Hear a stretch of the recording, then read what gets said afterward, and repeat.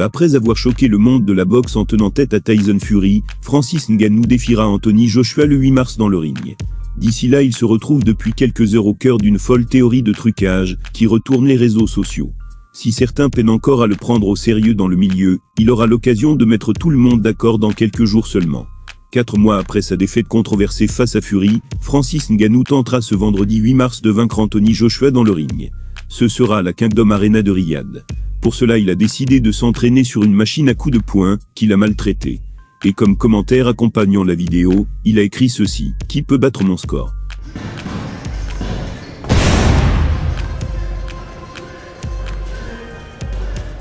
Cette petite vidéo postée sur les réseaux sociaux de Ngannou a permis à tout le monde d'attester de sa puissance. Mais elle avait également une portée promotionnelle. En effet, le sponsor du Camerounais Gymshark a annoncé offrir une récompense de 10 000 $ à celui ou celle qui parviendrait à frapper aussi fort que lui sur cette machine.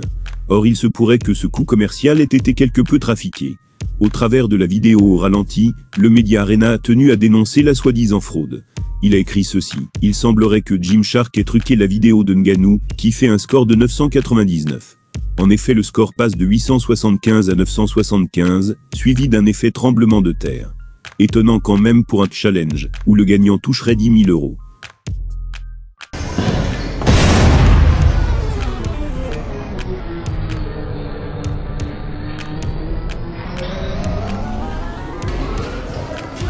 Là, c'est super coupelle.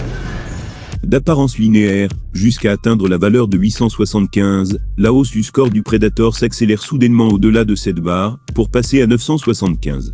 Il n'en fallait pas plus, pour que de nombreux internautes crient au scandale, et accusent Gymshark de chercher à les arnaquer. D'autres refusent toutefois de valider cette théorie, et penchent plutôt pour un simple bug de la machine. Preuve visuelle à l'appui. L'un d'eux a commenté en disant « Ou alors il a juste pété aussi. Parce que si vous passez la vidéo au ralenti, ça monte jusqu'à 898. Puis ça retombe à 859 avant de remonter à 872, 875, pour faire ce saut à 975. Car ça a dû se réajuster. » Par l'intermédiaire de son sponsor Gymshark, Francis Ngannou se retrouve embarqué dans une drôle de polémique. Notamment à l'approche de son combat contre Anthony Joshua. Pas sûr toutefois que cela aura de quoi le déstabiliser avant le grand soir.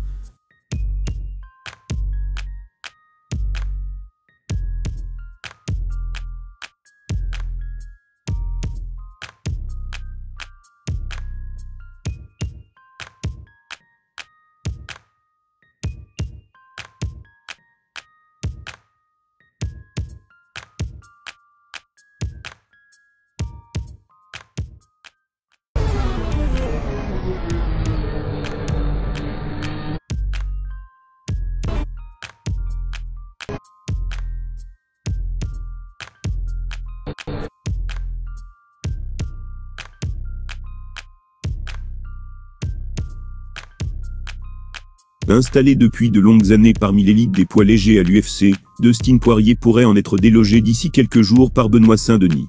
De quoi étonner certains de ses fans, pour lesquels il a justifié sa décision d'affronter le Français.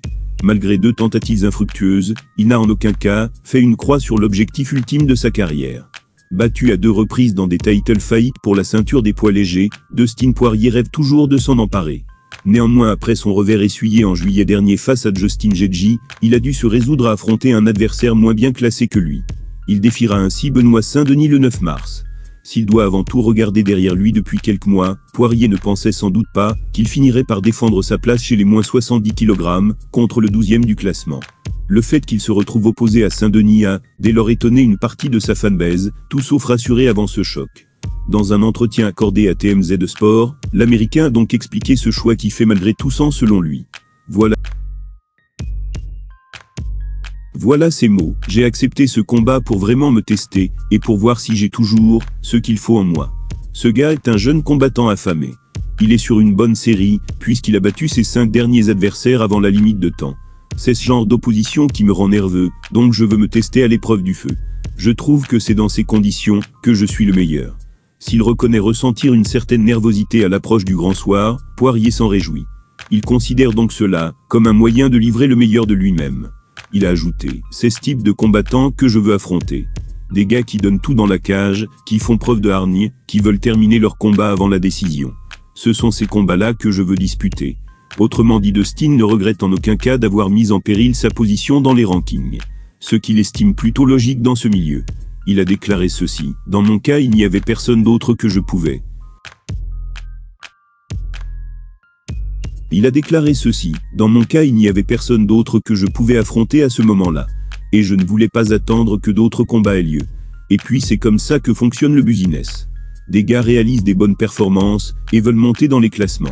Moi, quelqu'un m'a offert l'opportunité d'y parvenir, donc voyons voir si lui aussi en est capable. » Et dans le cas où BSD s'en révélerait effectivement capable, cela pourrait marquer la fin de la carrière de son adversaire, qui n'écarte pas cette possibilité.